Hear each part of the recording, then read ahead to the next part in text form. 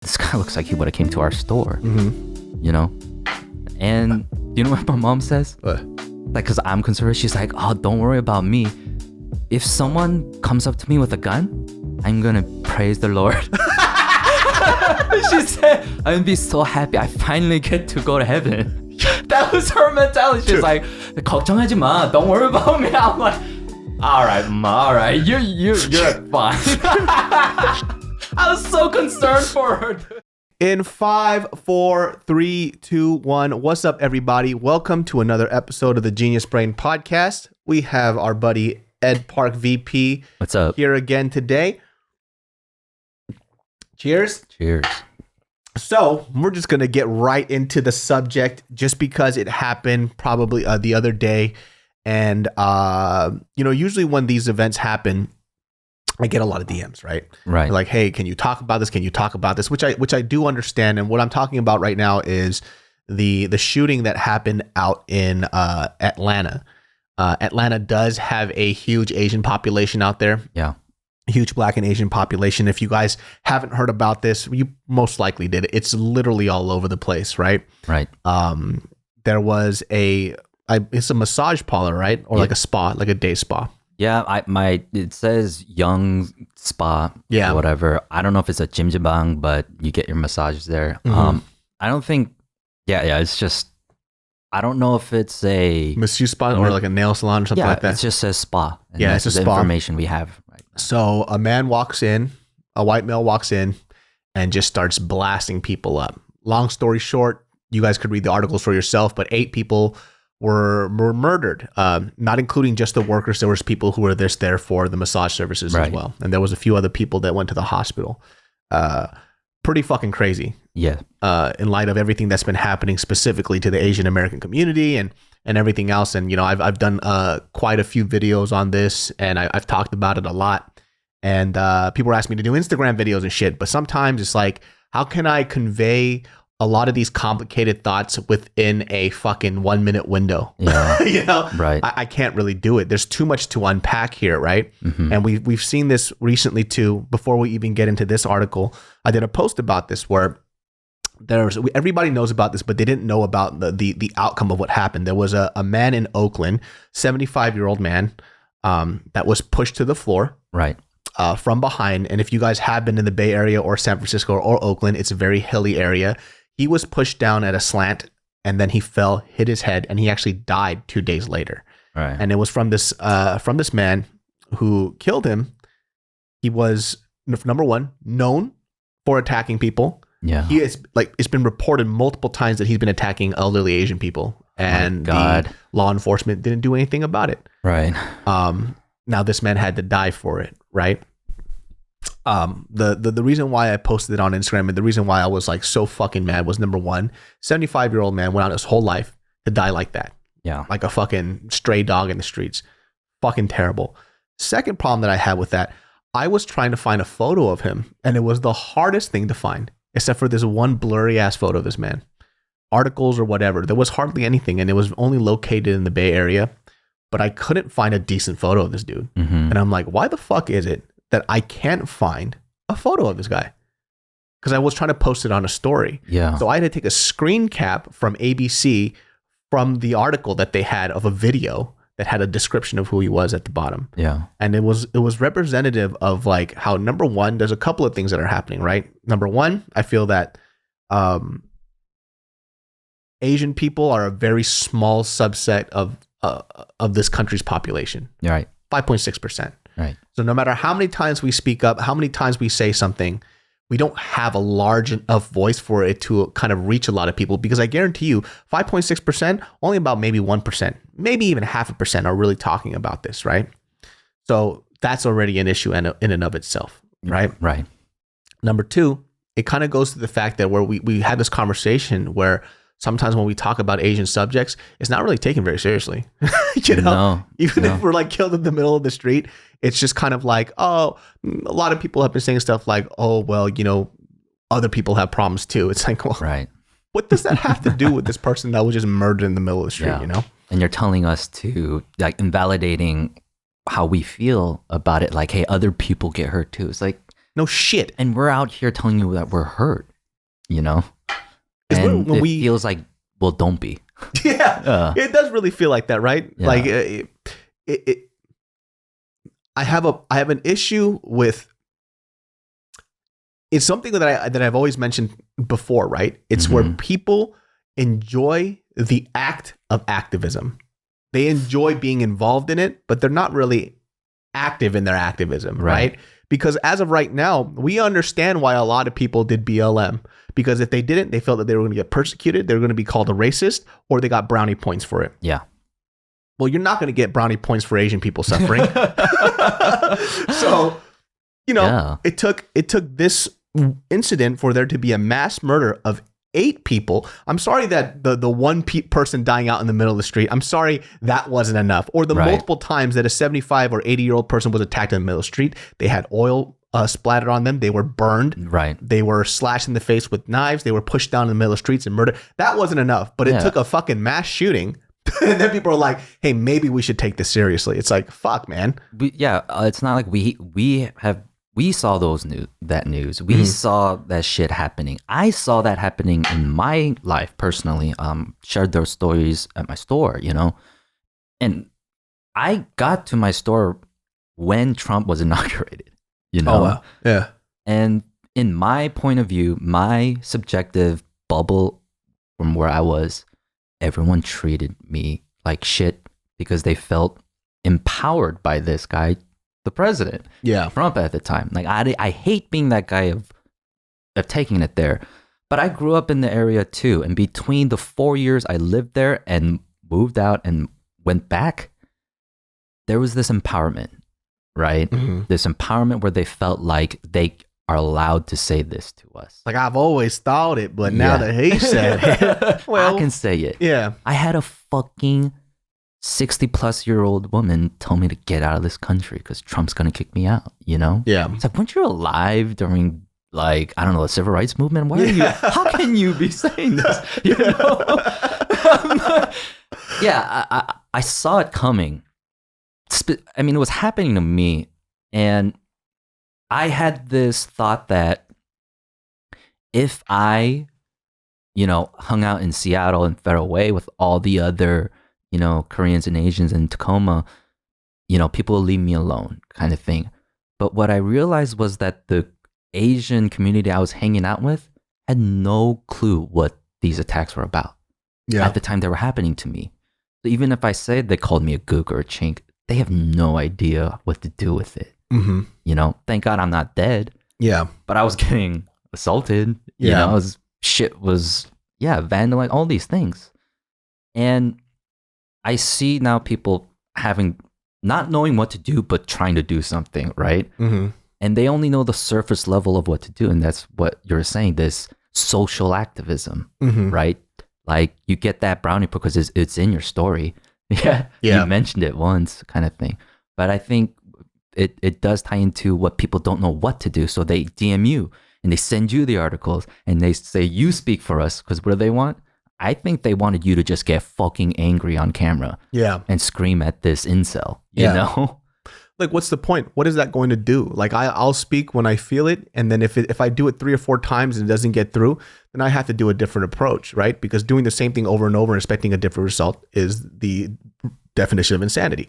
So did that guy who shot up these, spas and these Asian women, did he see your videos? No, he did not. Even when you were featured by Instagram Corporation itself on their page, you think he saw that? Yeah, he was like, holy shit, I had no idea. And then now, I think it's ridiculous if anyone tells you you're not doing enough. You were on the fucking IG page, dude. It's the front page of that shit. You're featured. Like, you're speaking out about this. Yeah. It's ridiculous for them to want to have to say, like, you're the voice of them. Yeah, this is the thing, too. It's like, that backseat activism of you expecting somebody else to do your work for you is fucking stupid.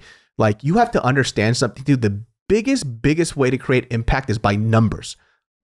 Yeah. You could have 1 million people behind a fucking desk, sit back and ask other people to do something is different when those 1 million people actually do it for themselves. It is highly different. Yeah. And so I understand when you ask somebody with a bigger platform to speak up, it's going to happen. But what do you do after I do it? Do you just sit back and say, he did it for us, and then you go back and chill? Right. That's not the point. Then it gets forgotten. Yeah, it gets 100% forgotten. And so like with these issues too, right? You see the situation, the stuff blows up. And then one of the things, let me tell you something. This might sound a little incredulous, right? But I was kind of glad that this person was white. You know why? Not because like I hate white people or something, but the biggest rhetoric right now was that this is a propaganda against the black community. And I kept hearing it over and over. And I'm like, no. This is a representation of how America feels. About Asian people. Yeah. It just happened to be that those few people in that area, which has a lot of black people, they're the ones that attack. But it doesn't just happen with black people. It's Americans in general, about when we feel a certain way, because we haven't really spoken up about a lot of these things, because in Asian culture, whining like a little bitch is not a part of our shit. We are the bootstrap culture. We fucking deal with our own shit. We say, you know what? I'm going to deal with my own personal problems. I got bigger fish to fry. You guys worry about the small shit. And for some reason, in this translation, we got lost as us being fucking weak. When we're the business owners, we're the ones that are in the top 2% of the fucking schools. So how the fuck are we weak? You know what I mean? Like, how the fuck does that make sense? And that's the mentality carried with America, right? Like, even in sports, right? They still don't believe that, like, there's, like, I'm going to say Ichiro, right? Because I love baseball. Every scout about him was like, he's not going to make it. He's too weak. He's too weak. He's too skinny. Even Jeremy Lin, they told him his athleticism is deceiving. Or Young Wei Koo. You can say a whole lot about just the mentality behind it, especially because it's how I felt. Mm-hmm. Is like America thinks that we are below them, like this in masculinity, quote unquote. Just these ideas that we're below them. So that's why I kept getting the shit from old white guys at my store. Like, for seeing what happened, I see this picture of this guy, the suspect in this shooting. He looks like a guy who fucking goes to my store. Yeah. The fucking big Carhartt and the neck beard and everything, you know? And just know you have a neck beard, you're gonna shoot up somebody. You fucking shave that shit off, you bastards. It's like this. I see that, and it made me call my mom. I called my mom this morning, you know, and then I mentioned it. This guy looks like he would have came to our store, you know? And you know what my mom says? What? Like, because I'm conservative, she's like, oh, don't worry about me. If someone comes up to me with a gun, I'm going to praise the Lord. She said, I'm going to be so happy. I finally get to go to heaven. That was her mentality. She's like, 걱정하지 마. Don't worry about me. I'm like, all right, Ma, all right. You're fine. I was so concerned for her, dude. Your mom is fucking funny, dude. If somebody shoot Oma, I just to get to see Jesus a lot faster. That's exactly what she said, dude. Your mom is fucking nuts, dude. Hey, she's at peace. She's I mean, what is it saying that I know, like, we have a level of, like, empathy. We see what's happening. I called my mom because I saw that 6 women were killed. Yeah. You know, but you get down to it, like, that's my American, maybe empathy, all that shit. My mom in her Korean ass mind is just like, that's not me. Yeah. You know, it's tragic. She understands it's crazy. It's a crazy world out there. I'm taking care of my own. Yeah. And she's fine. And she keeps telling me, don't worry about me. That's how a lot of Asian people think, though. You know? Yeah. And like I'm saying, it's the tides are changing a lot because the generation is different from the one before us, right? Right. Because our generation before, they were so busy just trying to keep the fucking lights on, build this business, learn how this country works. Yeah. The idea of worrying about this quote unquote bigger group of Asian plight wasn't a part of like the lexicon or just like the list of things that they had to worry about. Or the fact that people were calling them soup. Yeah. You know? Hey, kook. I'm like, that sounds delicious. Yeah, now I'm hungry. Yeah. You know, like people were just screaming. And it's like, it's the last thing they could care about. It's like, I don't fucking care. I got bills to pay. Say whatever the fuck you want. And that's why we've been able to build businesses. That's why a majority of these Asian immigrant kids, they go to universities. They go into higher levels of education because we've been taking advantage of what this country has to offer. So there's a different mentality when you look at it, right? Sometimes, or not even sometimes, in this country, people people have this idea of like not saying something as being a sign of weakness. Yeah. It's different. It's culturally, it's religiously different too. Yeah. You know, sometimes it's philosophically different. It's philosophically different, right? And so it's hard to really explain this to somebody who doesn't grow up in our culture, right? Sometimes opening your fucking mouth about everything doesn't really solve anything. We might as well just do stuff behind the scenes and become better about it. But how this country works, we're finding out it doesn't work in this system. Yeah. You know? And I'm seeing that it's people who are just saying, hey, don't you know it's time to be angry right now? Why aren't you angry?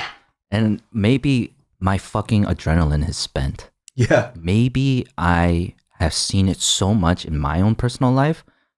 It gives me anxiety and I sometimes don't want to touch it kind of thing. And I'm going to do my best in my own. I'll call my mom, you know, but I honestly don't understand the activism behind it. Yeah. Like don't understand, don't know what activism is behind it for us, you know? We were talking about this too. And I'm pretty sure somebody out there has a good answer for this, right? When people ask me to, it's like, okay, you can donate to all these Asian American AAPI stuff, right? I'm like, cool. Well, what does that money go into? Right? Is my question. Is it for our education? We kill it at that. Yeah. Is it for like our financial stuff? I think financially, a lot of the Asian Americans I know, whether it's we work 3 or 4 jobs, like we figured out a way. You know, is it because we have like neighborhoods where, you know, we're like in substandard conditions? What is it that'll allow us to level up in this world, like economically? And I think that for me, how I view a lot of things is that money equals power. Yeah. And a lot of Asian people, because they're business owners, they hustle really hard. We have that part locked. Yeah. So is that money going into what, awareness? Like what is the objective? They're paying graphic designers, man, and editors. You know? Yeah, what is the objective is my question, right? And like I'm saying, I'm not dissing it, you know. We don't know. Yeah. But they're throwing this shit at us like, do something. Do something. What is the something? Yeah. Aside from getting angry or talking about it on social media, which by the way, when you post a lot of things, I appreciate, I think it makes a lot of sense. So you create this voice, but there has to be an after portion. Like what happens after? Clearly, we're people without a plan. Mm-hmm. You know, I think other people don't realize that they don't have a plan and they're going to action immediately, you know, but the first action they know is social media, which is fair. You should do that, you know, but then like really, really the next step, how are we going to stop all this kind of thing?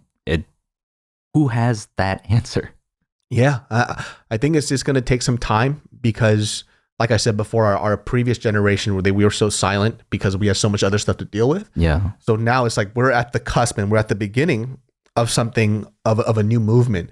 So our why isn't as strong as everybody. Right now it's just fucking respect us like fucking human beings. Yeah. Let's start with that. I don't know how it came up because I'm going through Twitter trending and Kim Kardashian literally says Asians are humans too. Like bitch. Damn, I can't believe people have to be reminded. Hashtag Asians are humans. Yeah. That's what has to happen because we can't have, you know, like our own movement. It has to be Asians are humans. Yeah. Good God, that's where we are. That's like Michael Shea's stand-up. He goes, I can't believe that people are angry about the statement Black Lives Matter. Yeah. Not matters more, not matters less, just matters. Yeah, and it's ridiculous at this point that we have to remind Americans, hey, we're in your same species. Yeah. It's weird, like the concept of when we talk about our problems, right? We're either said that we are very disingenuous because what about somebody else's problems? It's like, okay, so I don't say anything, right? And then somebody else yells at us first, like, well, you guys had to do something about your culture because we can't do it for you. What the fuck do you want? Like, what the fuck do you want from us? Here's the thing too. People may or may not agree with this, but really think about the shit. This to me is definitive of the Asian American experience, right? It's like we are always being pushed and pulled to somebody else's side, but when it comes to our own voice, it gets ignored. Why? No joke. Hate it so fucking much, right? Yeah. If it was BLM, I was there for it. I wanted to speak up about it, right? And then someone was calling me a fucking BLM pawn, right? And then I'm like, okay, whatever. Then I don't say something about it, or I stay quiet for a little bit because I'm processing my own thoughts. And they go, oh, you're over here just being complacent about the white man. And then we're over here being used as the model minority for white people to say, well, look at you, black folks. You can't do it like Asian people. We're being pulled from so many different angles. And then when it comes time for us to be like, yo, hold on a second. Our people are being killed. How can we address it? They go, oh, look at these bitches just fucking whining and complaining. It's like what wait. the fuck do you want? Yeah, like if when it comes to each other's stuff, I think even some liberals out there, when they might not understand that they're saying the pull yourself by the bootstraps rhetoric in a different language, but they're saying it out of resentment instead, not because they don't care or empathize. They know like this is a same level of murder. Yeah. It's murder, you know, and it is racially involved. People were like, even the sheriff there was trying to say he had a bad day. You know, he had a sex addiction. It's not racially. That's the official statement, you know? But we know that it's not. But we're not out there like having to try to fucking correct this guy. He's going to figure it out. You know, that's not the most important issue at the moment. The hard part about the sheriff or whatever going out on a public platform and saying that, and I've said this multiple fucking times, is that when it comes to a place of importance and power, your rhetoric matters. Yeah. How you speak fucking matters. It goes back to that concept of the Kung Flu and China virus. It's because they aren't caring about us. Yeah. That they would rather put in front that this guy had problems, and that's why he did this. And that's why Kim Kardashian has to say, hey, Asians are humans. like, listen, you dipshit. No shit, he has fucking problems. Yeah. But the fact that is the point that you're trying to make during this speech, when 8 people were killed in a mass shooting, is very, very disappointing, and it's offensive.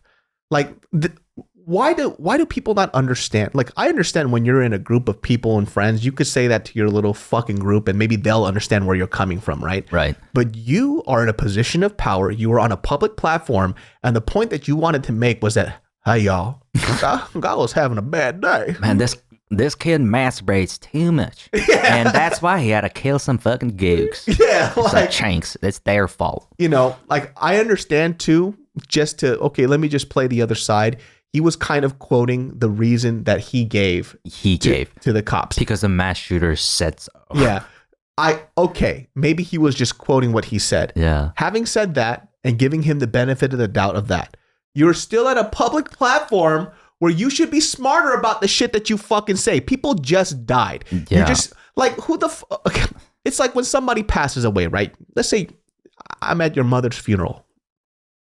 I come up to you and I say, your mom and let's say your mom was like obese, right? And I goes, your mom died because she ate a lot of Kit Kats. Yeah. And then you go, I'm sorry for your loss. Like, yo, how the fuck would you feel? Oh my God. It was like Kit Kats, huh? Yeah. Kit Kats. You know? And then it's like, it's true. But Kit Kats were her favorite fucking candy. You know? Was it the right time to say that? Probably fucking not, guy. Yeah. You know? And it's hard and like I'm saying, I'm trying to play both sides because I took the whole morning to think about this. Yeah. And I'm probably going to need a couple more days. I'm in a limbo at that too.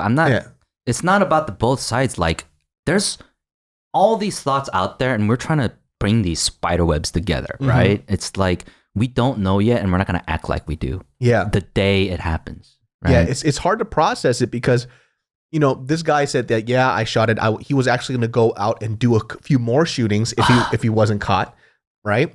And he said that he has a sex addiction and these places tempted him and that's why he killed him. It wasn't race motivated. Now, when we say things like race motivated, I think what people are trying to define it as is he came into the store and he was like, you know, Trump said it's okay. Bang, bang, bang, bang. We're not saying that. He's as if, hey, card-carrying member of the KKK. Yeah. And it wasn't really that. Yeah. You know, race motivation or racism can have a lot of different flavors, right? He probably had an Asian fetish. Yeah. Right? He couldn't get an Asian woman to talk to him. Most definitely. So he felt like the best way to do it was to get rid of his frustrations by killing Asian women. That's also race motivated as well. It's not in your specific definition of Trump said Kung Flu, therefore go in, kill this salon. Yeah. It's not that black and white. No. Right? It's also race motivated as well. It's a lack of respect for our women. It's a lack of respect for our culture. We can get into a whole conversation how a lot of people in this country have a lack of respect for Asian women. Yeah. You guys look at Asian women sometimes as these little tiny little fuck dolls. We hear about it all the time. Little tight pussied little creatures. Right. And you know, that in and of itself is fucking disgusting. Right. And it's the fetishization that we were talking about that happens in this country. It's just such a weird situation for me to. I don't know why I have to explain this shit and then have people come back and call and say that I'm being weak. like what? Like I feel like I'm living in a twilight zone because if one of your family members were killed, right, and people were mourning and grieving, would you come back and tell them like, "Hey, man, stop. You're weak, bro. Damn, you a bitch. Yeah, what a little bitch, man. Yeah. You know." I think people need to understand too, like if this guy went to the first location and shot up 4 people, then he drove 30 miles to the next location, which was also an Asian spa. How is that not race motivated? And then he went across to another Asian spa, but it's not race motivated. Yeah. Right. And they're like, there's bigger fish to fry. And I just feel there's general rhetoric. Like before I was like kind of mentioning how that there's bigger problems than this, that it's about gun control or it's about some other fucking thing rather than the fact that Asian women were murdered, you know, and that like literally taking out the race aspect of it and being like reports say, well, the Korean newspaper said that 4 of them were actually Korean women and like one of the witnesses that survived in Korean translation saying that he came in wanting to kill Asian women. Yeah. And I was seeing it as this media bias difference too. You know, it could be that Korea is just like, you know, like just really wanting to push the picture like Asians are being attacked in America.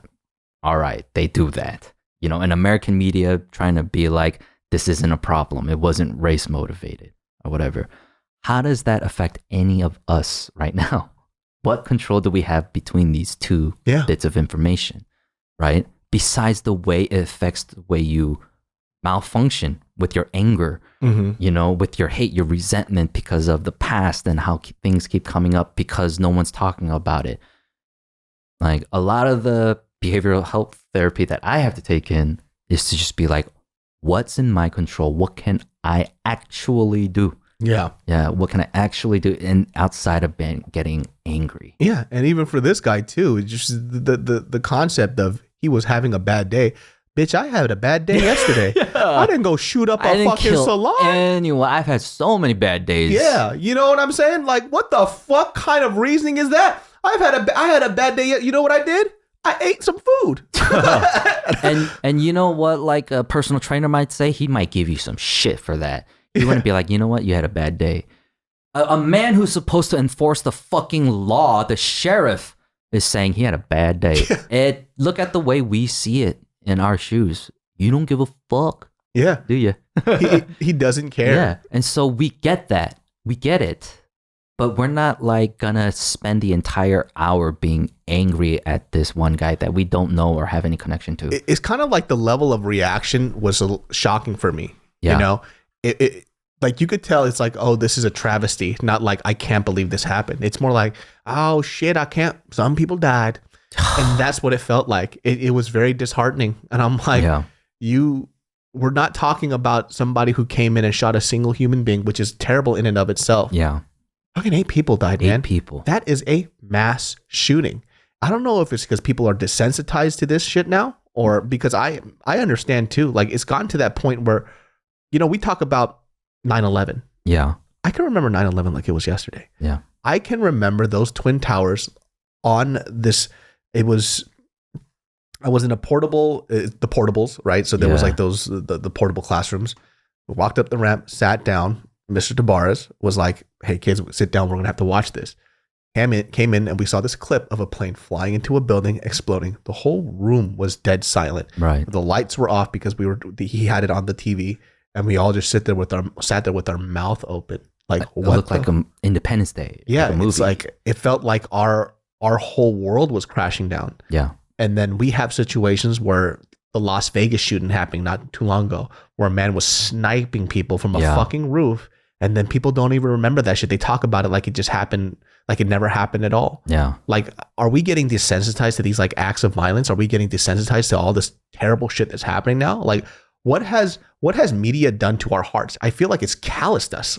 It's like, I no kidding about that, because you sip through it and you have to actually go out of your way to just find like a source of news that's just good news. Yeah. I know that it's like bad news sells, right? Bad news gets eyeballs, you know?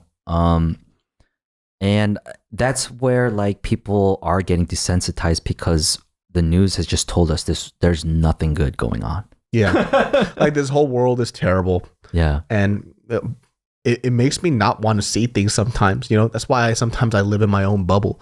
One of the biggest reasons why I moved into like a suburb area was because being in the city was depressing me. Yeah. You know, just being around some of the biggest fucking shitbags. Yeah. And I chose to kind of escape from that and just visit those areas instead of live in it. Yeah. Because you know how many times were we in K-Town and then it was like, okay, who's going to start some shit when we're at this bar, when we're you know what I mean? It's what's like, going to happen next? You know, like how many times, like I remember when I went to Tobang. Yeah. Right. One time I was at Tobang and we were just chilling and I just parked my car. There was a security guard that was giving me shit. And I was waiting for a table at Tobang. He was like, "You need to get the fuck out of here. Like, stop loitering." I was like, I was there for that, I think. I remember. Yeah. Like, what? And I was like, the fuck? I was going to fuck that dude up. Like, I was so fucking pissed. I was like, the fuck is your problem? Like, getting into this dude's fucking face. And I'm like, no, the city is fucking nuts. You know, like, we're just dealing with shit all the fucking time, having to deal with this stuff, right? I don't know how many times in that Chapman Plaza I almost threw hands. Dude, Chapman Plaza. Yeah. Okay, so I was there with some Seattle friends. Like 10 of them had visited on some massive group trip. Yeah. And so they want to go to Tobang. Okay, cool. We hung out. And at the end of the night, there was a table full of dudes. And you see them in K-Town every now and then. There's some thugs, you know, some gangsters. Who knows what they are? I saw the table. I seen who they were. And I went to my table, you know, and whatever. That's fine. And then at the end of the night, we're leaving. There was a group of like 4 white girls, like, and 1 white dude, right? And those guys started hitting on those girls, right? And then this guy started becoming Captain, like, just Captain like Sabo, yeah. Sabo, pretty much like, hey man, leave her alone. Leave her alone. She doesn't want to talk to you, you know? And then this guy took his hat off. Full forehead tattoo, just all over his head. Oh shit! I was like, oh my god! And I went in there and I was like, hey man, look at him. Come on, man. He's not from here. He's not from K-Town. Yeah. And I was just like, hey, chill. Yeah. He's not from here, dude. Yeah. And then I turned around to this dude, right? And I grabbed him by the collar and I said, get the fuck out of here. Right. And I shoved him. And I turned around and went like, hey, dude, I'm trying to have fun. And I hear the white guy behind me come over my shoulder like, fuck you, man, and try to act hard. All of a sudden, I was like, oh my God. I grabbed him again. I said, get out. And I pushed him. And then a fucking fist went across his face. Of course. He got beat the shit. And you know, there's that fountain in the middle of Chapman? That fountain. And there's a little bit of water in there before it was like filled up. He started trying to drown him in there. He was fucking choking his ass in the water. So I actually went in and grabbed this guy. I don't even know who he is. I was like, stop. Don't kill him. Don't kill him. Yeah. And he said, fuck you too. Bah! I got hit right in the side of the head. I said, all right. I walked away. Yeah. And he got the fucking shit kicked out of him inside of that fountain. He wouldn't stop. I couldn't believe that this guy would not stop. Ruthless. Jesus. And then they left, right? This guy's fucked up. And then one of the white girls was like, oh, I expected this out of you Asians. This is what it's like. And I ran up to her and I said, hey, that's racist. Yeah. That right there is racist. Yeah. Stop that, you know? And I looked at the guy. His face was mangled. Yeah. It was getting swollen. He looked like an alien.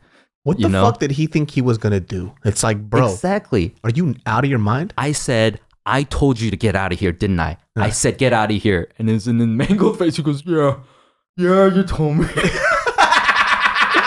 I was like, you shouldn't listen to me, dude. Yeah. I understand why you don't exactly want to stay in K-Town. I was like, listen, you tried to be a fucking tough guy. Yeah. When somebody takes off their hat and they have a tattoo on their fucking forehead, you know what that means? They don't care about a 9-to-5 job. Yeah. Which means they don't give a fuck about you. Yeah. They will literally beat your ass. And you're lucky they didn't fucking kill you. I'm trying to be the peacemaker and I got socked across the head, you know? And then after that, I saw one of these guys from Blue, like, or some restaurant. He was carrying a bag full of to-go and he was taking it to some other guy. And that guy who had just beat up that guy saw him walking, punched him in the face too. Random guy. And he kept walking. He's just pissed. You know? It's just in a badass mood, dude. Bad mood. That's what I'm telling you. You don't fuck with certain people, dude. Like one time I was going over to Cafe Blue and I didn't want to fucking go, but there was a bunch of homies there. And I walked up and then literally as I'm about to walk in, so I don't know what set they're from, but there was like a young kid there. And I'm like, fuck, it's somebody's birthday. I'm gonna roll through. I came up and this young kid came up to me and he put his hand on my chest. I'm like, what the fuck? He's like, you David So, right? He was like, what? I was like, what's he up? Went like this? Yeah, I was like, what's up? David So? And he put his hand on my chest. He's like, you David So, right? I'm like, yeah. He goes, hey, don't go in there right now. I'm like, what? Okay, I got you. They fucking jumped the dude inside there. They beat the living fucking shit out of him. And I was like, thank you, sir. Yeah. He was like, hey, don't go in there right now. And I'm like, oh, cool, appreciate it. He was like, hey, I like it. So he's like, hey, man, I fuck with your stuff, though. I fuck with your stuff, though. I was like, oh, thanks, bro. As if we have our own reality to deal with. Yeah. Right? And we understand, the tragedy that happens out in our country. We get it too, right? But then, like, we have these things that we live in, as well. And they live through those same things. But, like, what are we going to do for them, like, when we have these issues ourselves, where people are also attacking us? Yeah, and even in that situation, too, it's like, there's one white guy, it's like, you see a bunch of Asian dudes, and for some reason you think that it's going to be a walk in the park. Yeah. They're going to fuck you up. Yeah. And he learned otherwise. And I'm pretty sure, I'm not going to say it as if I know it, but there is something about being disrespected by another ethnicity that looks down on you that creates a certain rage. It's like, cool, you didn't respect me the first time when this other person warned you, all these other people right here warned you. Cool. Now I'm going to make sure that you remember who the fuck I am, and then you're going to know what's going to happen next. Right. So that's why that dude wouldn't stop beating his ass to make sure he fucking remembers. Yeah. There's a certain level of disrespect that you have for somebody's like manhood, as a human being, that makes them want to react a certain way because you won't give them that simple, small amount of respect as a human being. So it's like, cool. Since you don't understand that I will fuck you up, I'm going to make sure that you remember for the rest of your life. And I guarantee that dude is going to think twice about it. Yeah. I don't know the answer to this, and it's just a thought too. Like, in the Asian mentality, do you think these Asian immigrants moved to Atlanta with the thought that these people have guns?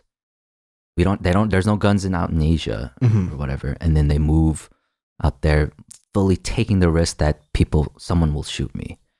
I mean, absolutely not. I think it's just, I think anybody who comes from an area to move here, they think of it as the land of promise, right? Right. So the only thing they're thinking about is like, look, I can make a living without having to worry about a lot of things that I had to worry about before. Yeah. I don't think death and being shot is one of those things that are up there, right? Until you're approached with these situations, right?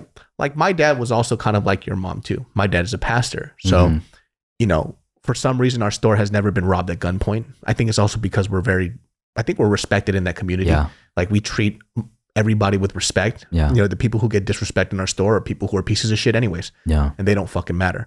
So we developed a relationship with the community. So we're respected as such. But my dad too, like, he's never had to worry about being shot or killed. Our neighbors next to us got robbed. Our neighbors to the left of us got robbed.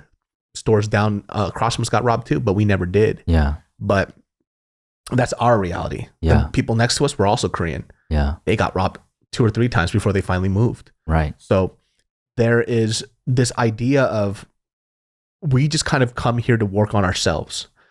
The danger part isn't really a part of it. So that's why, like, when I heard that story, I wasn't even angry. It was just so sad because could you imagine just going into work and you're shot and killed simply because you are an Asian woman? That's it. There's no motive. You did nothing. You said nothing. You spoke nothing. You didn't do anything at all.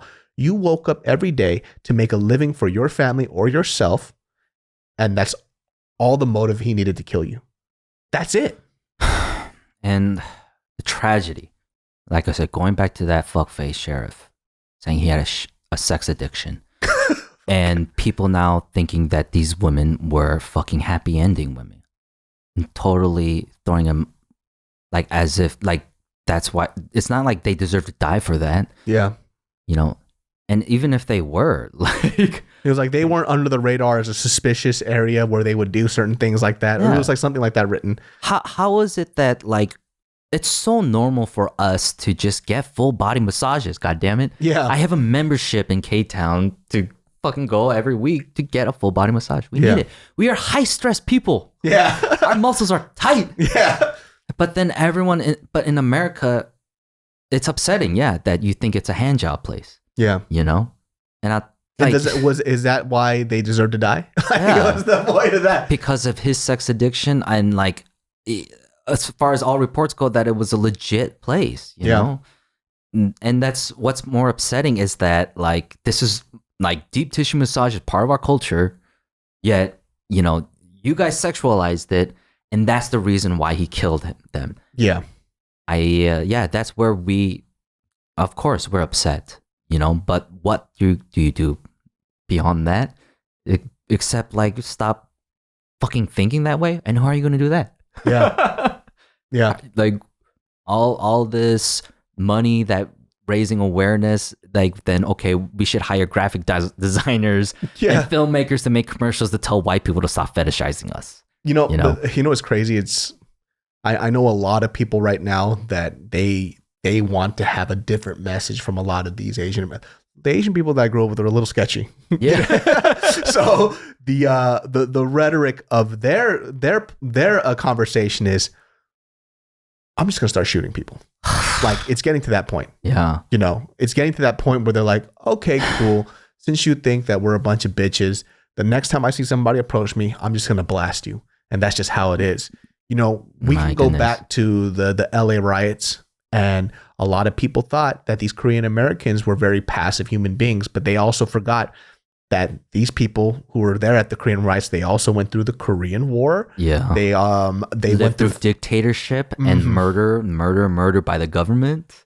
4 years in the military. Yeah. They're very well trained. They know how to fire guns. And they're like, yo, how are these people sniping us from a fucking roof like they're in the military? Yeah. Because they were in the military. And, and we gotta, and I actually wanted to bring that up. Like, I see so many of my Asian American friends who don't know a goddamn thing about the riots, you know, speaking out against the Second Amendment and have no idea that the Second Amendment saved Koreatown. Yeah. You know, because the cops bounced, you know.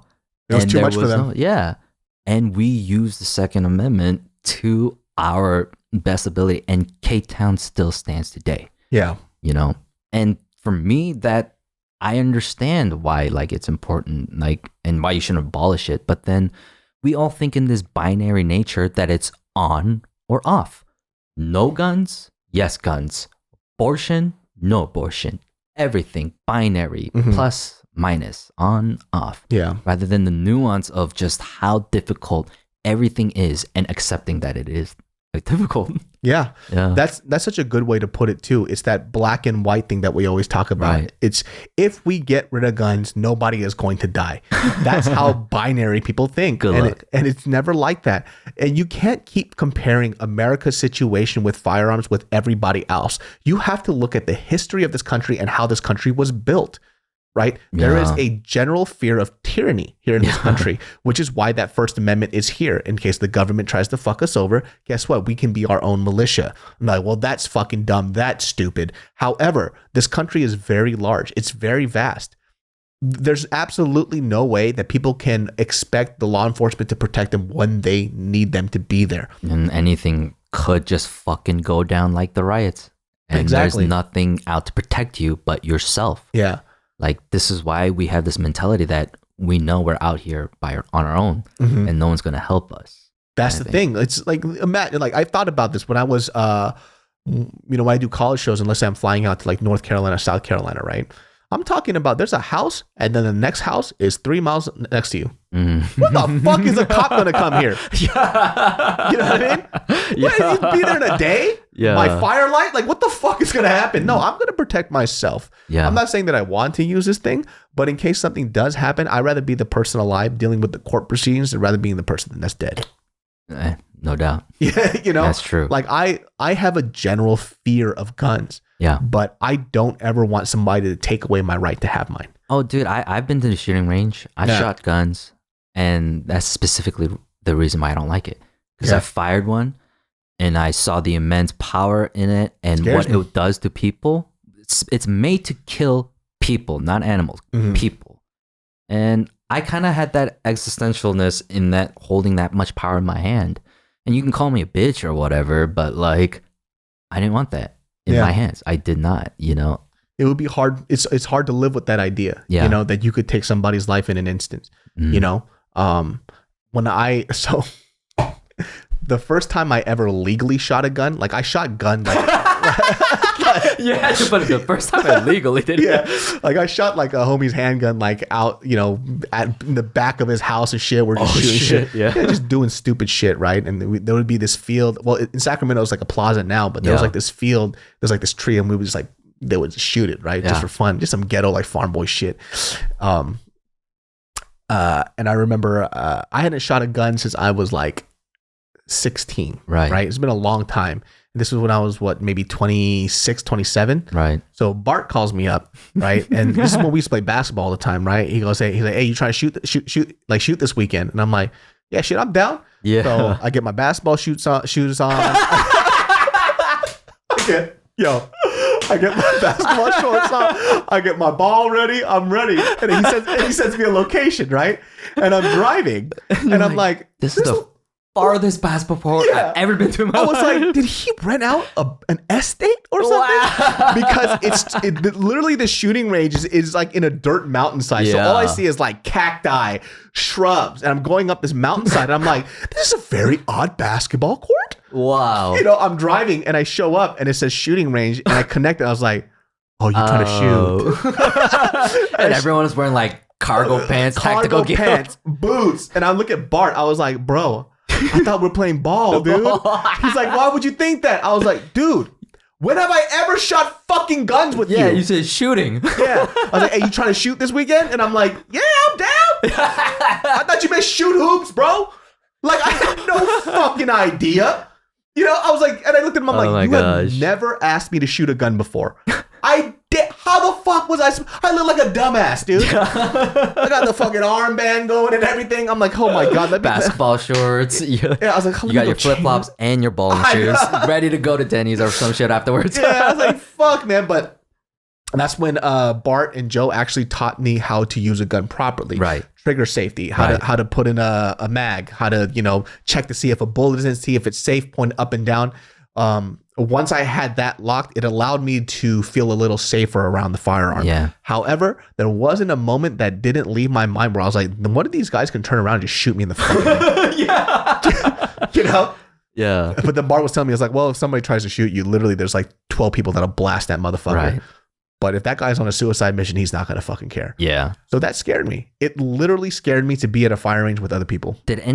At one point or any point, did you think like, I got to get me one of these? I wanted a gun because I wanted to customize it like I wanted to customize my Forerunner. It's not even the shooting part. I wanted to customize to make this dope ass gun. Like you're gonna get the SOCOM, that Metal Gear snake head. Like, you can like specifically what's it called? You guys, I don't really know guns very well. But it was the first gun that I ever shot was a Glock. I didn't know how much you can mod a Glock. Like you can do a Forerunner. Like So I got really geeked out on how to mod a Glock and like finding custom places to make this shit so gangster. And I was like, dude, this is an expensive hobby. Right. And then were you thinking, would I even shoot this? Yeah. and I started looking up more about the accessories than the actual gun. So I was looking up this accessory that's over your fucking bedstand. Yeah. Where it literally hides a shotgun in it. So you just, oh, not today. And it just drops a shotgun down and you could blast somebody. There's something else where it was like a wall mirror that kind of holds like a key holder. And then literally it's a fingerprint button. It latches down and a handgun's inside. Dude. So I got geeked out about the tech. Yeah. And then you were probably like, oh, I'm going to build like a secret door. Let's build that shit because like Batman fucking slide down and shit. But I don't know how to shoot it at all. I was just like, yo, this would be fucking dope if I could just, so I hear something and I just hit the button and the gun comes out. I'm like, this is fucking sick. And it's like, you know what? I have like a 4,000-pound missile that runs on gas. That's kind of a weapon, right? Yeah. Customize your missile, guys. Yeah. Put some better rubber on the wheels and, get a body kit. Hey, don't customize a gun. Yeah. Customize your missile, your personal home missile, aka your vehicle, car. The weird thing is like I have problems with maybe shooting somebody, but I have absolutely no fucking problem getting a bat and cracking somebody's head open. Which is way worse, Like, I remember when I was living at the South Pass house and somebody was trying to break into our garage. Oof. And Abe was like a little creeped out by me. He was like, dude, you're fucking scary. I was like, why? He goes, dude, you were smiling. I was like, what do you mean? He goes, you look genuinely happy somebody was breaking in our house. You're probably like, this is my chance. Yeah. I was like ready to go. I was like, I can't wait till I see this guy and I just break his kneecaps. Like I would literally break his legs until he could never walk again. And I'm thinking like shit like this. I'm getting excited. Right. And it's like, you're weird, dude. So look at the difference in your personal offense with someone fuck with you and your family and your property and all that. That's your problem. Yeah. And maybe that's part of the Asian philosophy that people aren't seeing in us that you might mistake for apathy. That it's like, no, it personally happened in my reality, not 3,000 miles away. Yeah. Kind of thing, and you're justified in feeling like, don't fuck with me. Yeah. But like how, even me in my reality, how can I say someone in Atlanta is my family? Yeah. When that happened, like I understand the tragedy. I understand the racial aspect of it. I understand the implication what this does to our society in America. But damn it, like we do have to live our life and continue going on. Yeah. Yeah. And I think like when people hear that too, people kind of take it as something as, oh, you don't empathize with other people and their pain. It's like, no, like I was kind of wrecked this morning when I heard about it. Yeah, of course. But now I have to think about proactive stuff in my life that I have to continue, and this is going to be on my agenda too. I'm going to be a part of that movement that's going to help figure out this problem, But you can't make an action without a plan. Exactly. Let us make some plans. I don't know why people are so adverse to thought. No, just do it. Just jump. Wait. Wait. Slow down. Like, how come I can't take the time and think about what I'm going to say? How come I can't take the time to say that? Well, do you need to take time to take action? Yes, you do. Yeah. Because sometimes when you react with emotion, which I've done many times in my life, you end up in bad situations. And you regret it. And I regret it. Every time. Yeah. Every time. I have done that multiple times and I've said a lot of stupid things, which just because I take the time doesn't mean I won't say something stupid. Yeah. But how I know how media works, how I know how emotions work is that when we go off stuff that's kind of given to us in the forefront, there's so much stuff that we're missing because number one, they choose not to put out that information. 2, things aren't out yet. And 3, it's because I choose not to see it because I'm mad. And we can't just make shit up based on our feelings. Exactly. Well, he must have done this. He must have. Like, it just happened guys. Yeah. It just happened. Let's take some time to think about it. I'm not going to do an Instagram post. I'm not going to go on a rant. I don't know what I'm talking about yet. Yeah. Even in this conversation specifically that we're having on this podcast is more about exploration than it is about thought. Yeah. I'm exploring these ideas and things that I'm thinking about, but I'm not making really a hardcore direct statement. I wonder if I say this is if people are going to agree with it or not. Yeah. But you're allowed to think otherwise.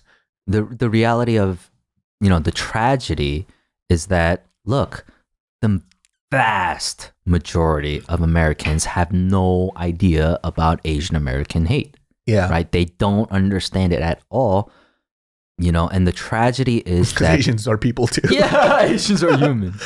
That they got to see this shit happening, That of course Asians are humans. And then now the average American has to think, but why are people killing them? Yeah. But why are people attacking them? It's this weird position of like, I don't know if I've ever had to think about my identity as much as I've had to in the last few years. No kidding. You know what I mean? Like before I was just kind of living life. Yeah. I never had to think about this concept. And now it's like, do we wonder sometimes? It's like, I'm starting to get that people don't really think about us as much as we think about them. You know what I mean? You know what? I'm laughing this hard because you're right. Yeah, you know what I mean? Oh my God. Am I trying too hard? Yeah, it's like, dude, like, it's kind of sad. That's actually the main part of the problem. It's like, we're trying to assimilate so hard. Yeah. Are we not? The main part of the problem is that people don't give a fuck about us, you know? And then we give too much fucks about them. It's like, it's this weird place to be in. And that's what it goes back to where I talked about earlier in the podcast about how sometimes I feel like we're always being pushed and pulled apart to be on other people's sides besides our own agenda. What is our agenda? Like as a community, what do we want from other people? Right. Mm-hmm. And if we have that clear agenda, let's stick to it and let's build up on that. Like number one, treat us as human beings. Number two, understand that we have our own issues and problems that don't correlate with your fucking plight and your message. We have our own shit that we want to deal with. Right. You know what's so fucking funny? There was this girl that I roasted on Instagram. I don't remember her name, but I call her the notorious ABG. I don't remember. But she went on this rant, like specifically stating that, like fuck BLM, it's like conspiracy shit or whatever, right? And then she also kind of said that black people are beneath Asian people, and like, do you see how you guys behave? That's why you're beneath us. And so I did that video talking about how, how Asian people should stop being bullied or whatever, right? And she like tags me and all this stuff, and everybody has tagged me in it. And she says, see, that's exactly what I was saying years ago, like a few months ago, and you were making fun of me. And I'm like, bitch. Two different things. Yeah. I wasn't saying that Asian people don't have problems. I was saying time and place. Let's focus on this thing right now where all these people are being murdered, and then we'll go to our stuff too. It's not supposed to be erased. I also never said that black Americans are beneath other human beings, you fucking trash bag. And that's the exact problem that I'm seeing. As I was sifting through the news about this shooting, the majority of I go through many, many different news sources, but like I was on Twitter, and the majority of just what everyone was saying is saying this is a white supremacy problem, or this is a problem of like black people actually attacking Asians, or blaming and blaming and blaming and blaming and blaming. And that's the problem. Right there is to look at one another and saying, see, this is a white thing. See, this is a black thing. And we were saying at the very beginning, this is an American thing in this fucking country. This is an American thing. Yeah. Right? Let's look at all of us. We are fucking neighbors, and we share this space. Yeah. It's not an ethnicity thing. It's a nation thing. Like, it's how this country views Asian Americans. Right. The entitlement of colonization, right? And also the people who feel like they should be first in line. That's the battle, rather than look at us. Yeah. Look at all of us. That's what I'm saying. So so this is like some of the stuff, like Next Shark quoted her stuff. She puts on her post where she took a photo of a wall. She goes, real tired of this whole Black Lives Matter bullshit. How about saying all lives matter? No race is more superior than the other. I'm like, that's not what Black Lives Matters. And she calls it the stupidest thing ever. All lives matter. No race is more superior. It's like people have forgotten about how black people were treating Asians for COVID. I'm just upset at how it's focused on one minority when shit was literally just happening to Asians for COVID, but you don't see us acting out like this. It's like, dog. Whoa. Yeah. Of course, they don't understand what I'm saying. It definitely makes me want to stoop down to their level. Just talking about black people. Yeah, and this is even the level of where I'm just like at speechless, where like it's tough. It's just like, oh my god. Yeah, look at me. This is not even the worst. Like I wish I would have screen capped what she said before, but she wrote something way worse than that too. She was like saying like, you see how you guys act. This is why you guys will never get out of your situation. And she wanted to say that we are kindred spirits. Oh, stop. We're no teams. None of us. Yeah. I think people need to realize that there's no teams in America. And in the big point of it, like that's what I was mentioning, that when people say whose problem this is, and like when they say it as an affirmation, like, see, white people hate Asians. See, black people hate Asians. See, it's like, no, how America hates everyone. Yeah. America hates everyone. There is no other country like the United States of America that is so racially charged. Yeah. Everything in this country deals with race, right? As much as politics are talked about, it's so hard to create a system. Even beyond a system, actually not beyond, like beneath that is just a culture in this country where we can really judge people for who they are rather than what they look like. Yeah. Because this country has been built on that foundation, and it's so hard to reverse all those damages. Like we cannot even this part annoys me, right? I know I'm being a little picky here. I hate fucking white apologists with as much as I hate racists. I think that's cringy. Yeah. I'm like, why are you apologizing for like your ancestors? People? Yeah. Shut the fuck up. It almost sounds like a Dave Chappelle sketch. You know? like these guys that come up, right? You don't need to grovel. You know what it is too? It's because it's rooted in the like I talked about this on a previous podcast where it's about patting yourself on the back. Yeah. You know, look at me, I'm better than these other white people. You know, it's like, you don't have to do it by words. Just be a decent person. That's all people are asking for. Acknowledge some of the shit that happened. Don't act like the history never happened before. And then just be a decent person. I think they're just trying to bring out the nobility in themselves so people know. Yes, that's exactly what it is. That oh, look how humble I can be. It's like it's basically that. Like I know somebody who I see, and every post that he puts is about how white people should apologize to black people, Asian people, and Mexican people. Like, you need to apologize for your past sins. Once you recognize the terrible stuff that you've done, now you need to donate your money to all this. It's like, wait, hold on a second. I don't want that for my white brethren. No. All right? I just want, like, I don't want anything specific because I can't put out blanket statements that all white people are like this. Like, because you're white, you're inherently racist. It's the idea of the personal relationship. Yeah. If he had white friends, maybe he'd realize he doesn't have white friends because that's all he says to white people. Yeah, because you're an asshole. Yeah, maybe that's all you say when you meet a white guy. Then maybe that's why you don't have white friends. I don't need a white person to come up and apologize to me because of what your people have done. It's like, I won't ever get to know you as a person. You're groveling at my feet for some shit that you personally didn't do. You just have to acknowledge what other people did before you and understand that it was real. That's all. And once you do that, you'll be respectful of somebody else's culture. That's all that it takes. And I think if people would realize that, like, I mean, I realized this because of that employee that got shot. Yeah. That's just his world. Yeah. That's all he knows. His firsthand experience of racism was in my store when he sees it happening to me. Mm-hmm. And then I sit there and I explain to him, you see what happened there? Why didn't he talk to you that way, but it was just me? You know? Mm-hmm.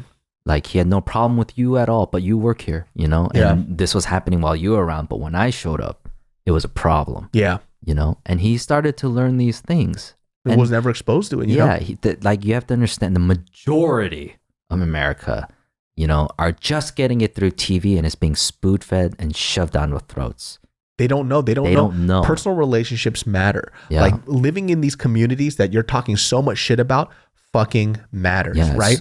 And the reason why, it's because, you know, people also in the comments, they also mentioned this idea and this conversation of, also too, how your parents raise you matters on how you deal with these certain situations.